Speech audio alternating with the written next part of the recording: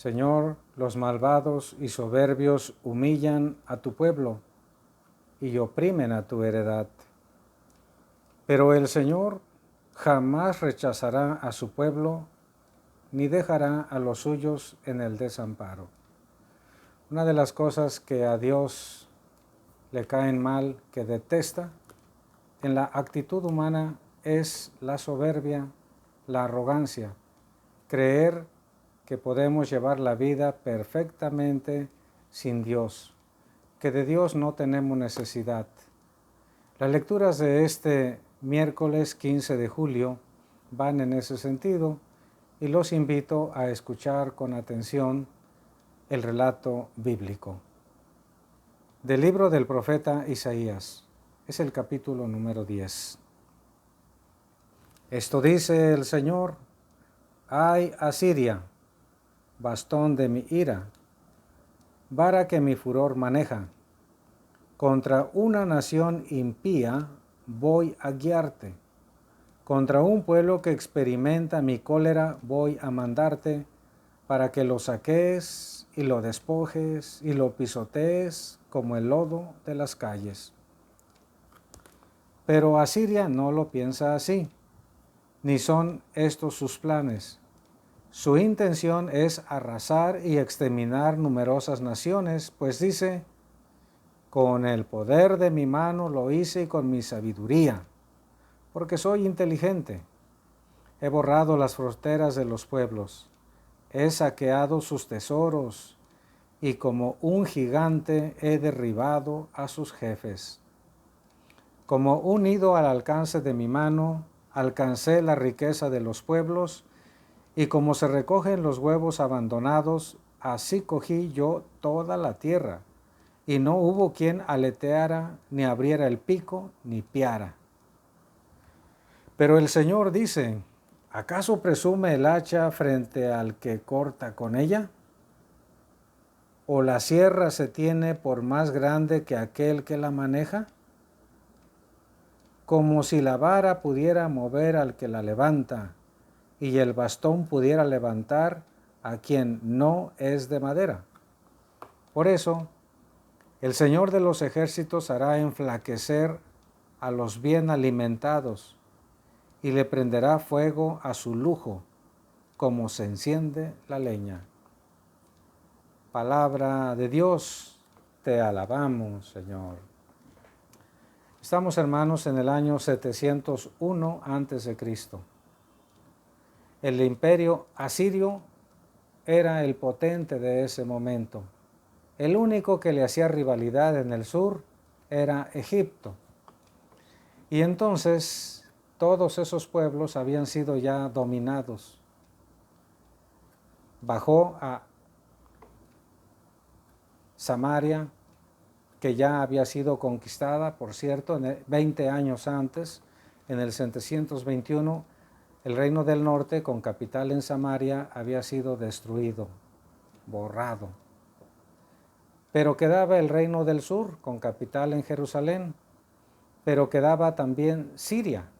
No confundir a Siria con Siria, son dos naciones distintas. Asiria era el imperio importante, pues baja en contra de Siria y en contra de Filistea, en contra del reino de Judá. Él, sin saberlo, era un instrumento del poder de Dios.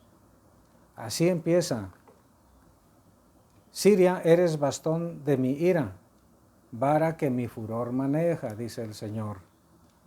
Asiria, sin saberlo, Sennacherib, el rey, el general, sin saberlo, es un instrumento de Dios para que cumpla sus designios. Porque el Señor está sumamente molesto con su pueblo, con Judá. Eran rebeldes, sumamente rebeldes, y tenían un rey bueno, porque Ezequías, el rey de Judá, es de los pocos reyes que la misma Sagrada Escritura reconoce como buenos. Hizo una reforma religiosa, trató de conducir el culto perfecto hacia Dios, buscó que la gente fuera dócil, pero el pueblo era rebelde. Fíjense que en este año 701 todavía existía la serpiente de bronce que Moisés había mandado hacer, que Dios ordenó a Moisés hacer en el desierto, para que todos los israelitas que iban hacia la tierra prometida caminando por el desierto y que eran mordidos por las serpientes, bastaba con que miraran la serpiente de bronce y quedaban curados. Pues en tiempos de Ezequías, 500 años después, todavía estaba la serpiente de bronce. ¿Y qué creen? La gente, en lugar de adorar a Dios, adoraba a la serpiente. Así que Ezequías mandó destruir, qué bueno, esa serpiente de bronce, que lejos de ser un recuerdo hermoso para el pueblo del poder con que Dios libró a los israelitas, sus antepasados que iban hacia la tierra prometida, ya la habían convertido en el objeto supremo de su culto en lugar de Dios. El Señor está molesto y por eso utiliza al rey asirio Sennacherib para castigar, para escarmentar a su pueblo. Pero Sennacherib tenía otros planes. Se sentía soberbio, era un arrogante. Él dice, voy a borrar todas las fronteras de las naciones. Todas van a depender de Asiria. Ya no habrá naciones independientes. Y entonces bajó arrasando parejo, especialmente a aquellas ciudades que ya se le estaban rebelando y que se negaban a pagar el tributo. Llegó a sitiar Jerusalén después de haber destruido 46 ciudades fortificadas. Y entonces le decía a los israelitas a gritos, porque estaba la muralla, que se rebelaran en contra de su rey Ezequías, porque Ezequías no quería entregarse a Sennacherib. Que se rebelaran, pero no se rebelaron, estaban espantados. El profeta Isaías estaba haciendo su ministerio en este tiempo.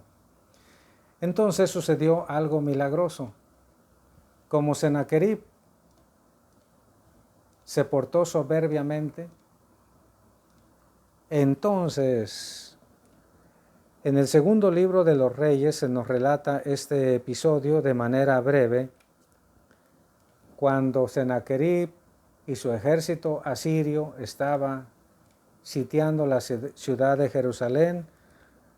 Dice el capítulo 19 del segundo libro de los Reyes: aquella misma noche salió el ángel del Señor e hirió en el campamento asirio a 185,000 hombres.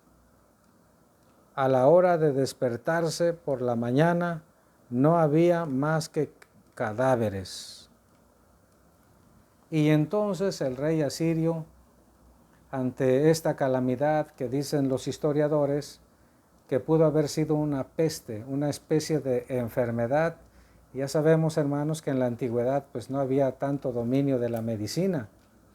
Una enfermedad como la que padecemos nosotros, sin la experiencia de tantos años, de siglos, una pandemia puede acabar con cientos, incluso de miles o incluso de millones de personas.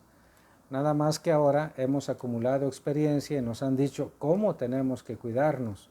La ciencia ha avanzado y creemos que pronto habrá una cura, pero en ese tiempo no. El ángel del Señor hirió a Sennacherib y a su ejército.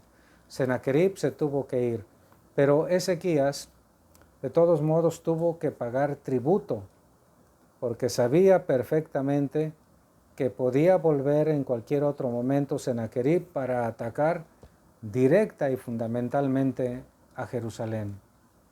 Entonces, hermanos, el Señor está molesto con su pueblo por su infidelidad, por su idolatría, por sus injusticias. Tenemos, por lo tanto, que también nosotros cuidarnos. Y como el rey se portó tan soberbio, tan arrogante, recibió un castigo. Efectivamente, después de regresar a Asiria, Nínive era la capital de Asiria, Unos años después, en el 681, 20 años después, Sennacherib es asesinado. ¿Qué creen? Por 2 de sus propios hijos. Entonces no es bueno rebelarse, hermanos, a los planes de Dios.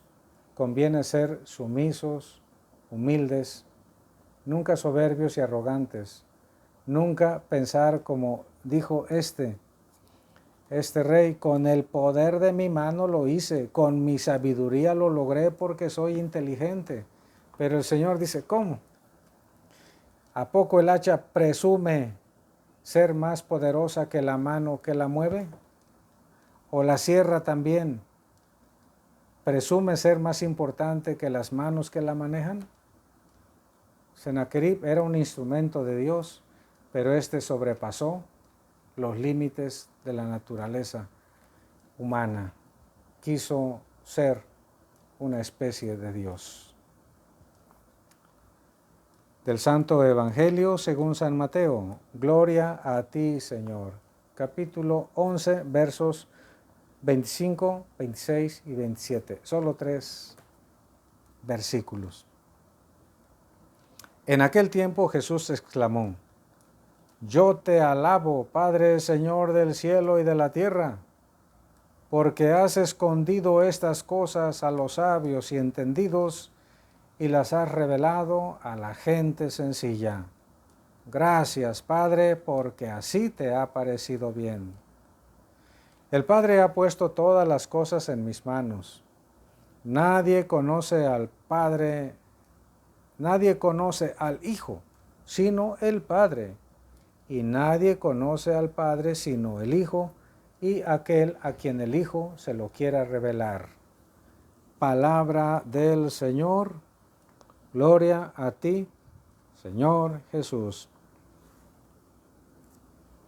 En una ocasión nuestro Señor Jesucristo, al contemplar a la gente sencilla, a la gente humilde, la mayoría de ellas analfabeta, pero viendo en su corazón una disposición hermosa para las cosas de Dios, una fe bonita, una fe clara, patente, eso alegró a nuestro Señor y se emocionó definitivamente. Así que a voz en cuello, diríamos gritándole prácticamente al Padre Eterno y levantando sus ojos y sus brazos hacia el cielo, le gritó esto: Yo te alabo, Padre, Señor del cielo y de la tierra. Señor del cielo y de la tierra. Cielo y tierra es un sinónimo de todo lo que existe. No es que Dios solamente sea amo del cielo y de la tierra y de todos los demás planetas, constelaciones, no lo sea. Cielo y tierra significa de todo lo que existe. Yo te alabo, Señor del cielo y de la tierra, porque has escondido estas cosas. Escondido, hermanos, no quiere decir que Dios desea que algunos no conozcan lo que Él revela. Hace referencia a la cerrazón intelectual y espiritual de algunos a las cosas reveladas. Es decir, hay algunos que se cierran completamente a las cosas de Dios. Estas cosas, ¿cuáles cosas? Las referentes al reino de los cielos, las referentes al reino de Dios. Las has escondido a los sabios y entendidos. ¿Quiénes eran los sabios y entendidos de ese tiempo? ¿Quiénes son los sabios y entendidos de este tiempo? En aquel tiempo eran prácticamente los escribas, los fariseos, los doctores de la ley, que creían conocer ya todo lo relacionado con la religión. Por eso cuando Cristo viene a predicar, siempre lo estaban cuestionando. No querían competencia. La gente le llamaba a Cristo Rabí, Maestro, Señor, y eso los ofendía demasiado. Sentían una envidia grande y fea en contra de Cristo. Si los maestros somos nosotros, Si los doctores de la ley somos nosotros, nosotros somos los encargados de enseñarles a ustedes, ignorantes, esos sabios de la antigüedad eran en realidad los que no tenían el acceso a las cosas del reino de Dios. A ellas fueron escondidas, pero insisto, no porque Dios no quisiera que ellos se convirtieran, sino porque ellos mismos determinaron personalmente y grupalmente no creerle al enviado de Dios, a Jesucristo nuestro Señor. En cambio, se las ha revelado a la gente sencilla, a esa gente que le estaba escuchando, a los pobres, a los iletrados, a los poco instruidos. Y resulta que ellos fueron en este momento más avanzados que aquellos que se habían dedicado a escudriñar las Escrituras. Y la historia sigue repitiéndose. La gente humilde de este tiempo, hermanos, suele ser la que más fe tiene. Los doctores, los licenciados, los maestros de las ciencias actuales están hinchados de soberbia, creen saberlo todo.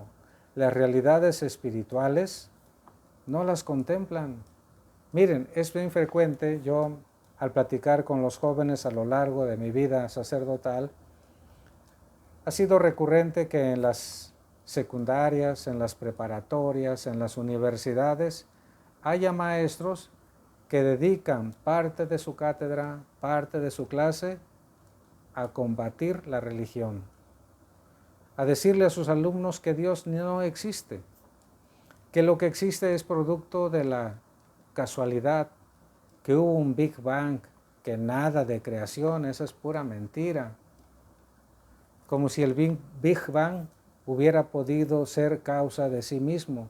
Nadie se da la existencia a sí mismo, pues esos sabios y entendidos del tiempo presente siguen cerrados conscientemente, deliberadamente, a las realidades espirituales, pero no todos, porque en efecto ha habido gente sumamente inteligente, bien instruida, como el gran físico Albert Einstein, que declaraba públicamente su religiosidad, su fe. Entonces no todos. Hay que cultivar la humildad. No hay que ser soberbios como oímos en la primera lectura, como el rey asirio Sennacherib, o como los escribas, los fariseos y los doctores de la ley del tiempo de Cristo. Y luego concluye: el Padre ha puesto todas las cosas en mis manos.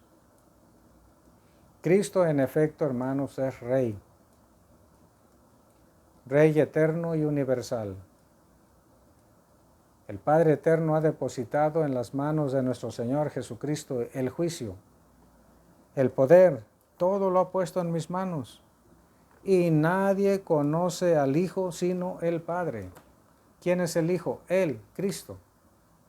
Pero si la gente lo está viendo, sí, es cierto, lo está viendo y podríamos decir humanamente lo está conociendo, pero no perfectamente. El único que conoce perfectamente, de manera esencial, sustancial, quién es Cristo, el Hijo, es el Padre y el Espíritu Santo. Y nadie conoce al Padre sino el Hijo. Al Padre eterno lo conocemos por lo que Cristo nos ha revelado, pero no tenemos un conocimiento perfecto del Padre eterno. Pero no tenemos tampoco un conocimiento perfecto del Espíritu Santo, ni siquiera de Cristo mismo. Es la Santísima Trinidad, son las tres personas divinas quienes se conocen a sí mismas de manera perfecta. El Padre conoce de manera perfecta al Hijo y al Espíritu Santo. El Hijo conoce de manera perfecta al Padre y al Espíritu Santo. Y el Espíritu Santo es también el único que conoce de manera perfecta al Padre y al Hijo. En ese sentido, nuestro Señor Jesucristo habla con estas palabras. Pero nosotros estamos llamados al conocimiento de la verdad. Cristo es la verdad, Dios es la verdad. Así que tenemos la esperanza firme de que estando con Dios en el cielo lo podamos conocer perfectamente, de manera intuitiva y directa, cuando nuestra inteligencia, ahora sumamente limitada, sea elevada para que podamos conocer más a Dios y conociéndole podamos amarle eternamente como Él se lo merece. Porque también nuestra capacidad de amar será superada, será acrecentada, será ayudada por Dios mismo para que podamos amarlo en plenitud. La bendición de Dios Todopoderoso, Padre, Hijo y Espíritu Santo, descienda sobre todos y les acompañe siempre. Hermanos, cuídense mucho. La pandemia del coronavirus, dicen algunos, va para largo. Y desgraciadamente parece que así es. Por lo pronto no sabemos de una vacuna eficaz al 100% en contra de este mal. Pues vamos a pedirle a Dios, hay que incrementar nuestra oración para que no vaya tan a lo largo la pandemia, que nos libre ya por su poder, por su misericordia de este mal, que ayude, que dé luz a nuestros científicos, a aquellos científicos humildes a encontrar pronto la vacuna, el remedio para este mal. Ánimo, mucho ánimo.